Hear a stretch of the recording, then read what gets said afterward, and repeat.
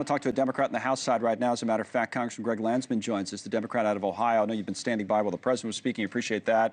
And this has been an interesting day, right? From the Democratic Party's point of view, we start with the Chuck Schumer move to be in on this, and then a lot of Democrats, Nancy Pelosi on down, saying, you know, that's not what we'd like to see. What's been your view of it as you look on?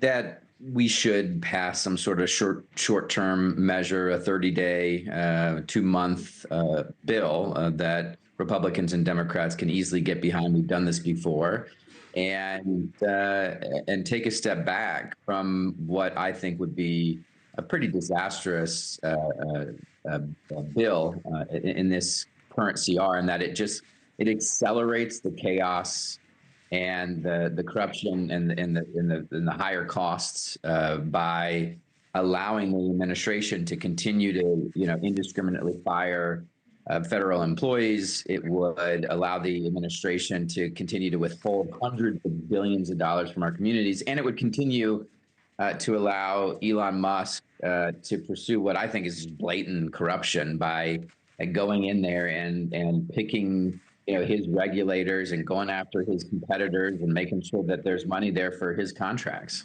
So it wasn't like Senator Schumer disagreed with that in theory, that was a bad bill, right? He said it again a few minutes ago on the floor that it's a bad bill.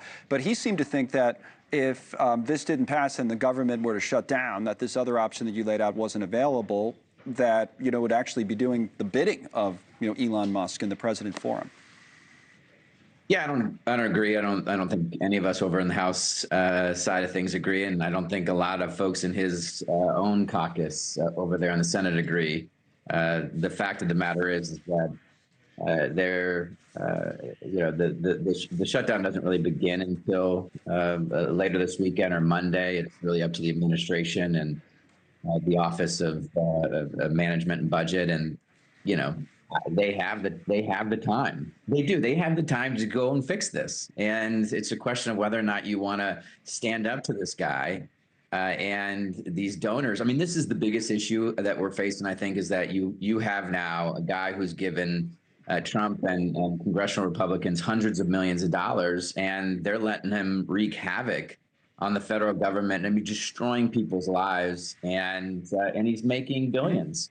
Right. That is straight up corruption. But if there was a shutdown, you don't think that he would use it to, maybe they would, for example, furlough more workers than you normally do in a shutdown, right? Or maybe they would be able to force more workers into into retirement, which has been their goal, that they could have used the shutdown, in other words, for their political purposes. Yeah, I mean, I think that they would try to do anything. I mean, anything to continue their assault on critical services and this government of ours to their advantage. I mean, that's what they want to do.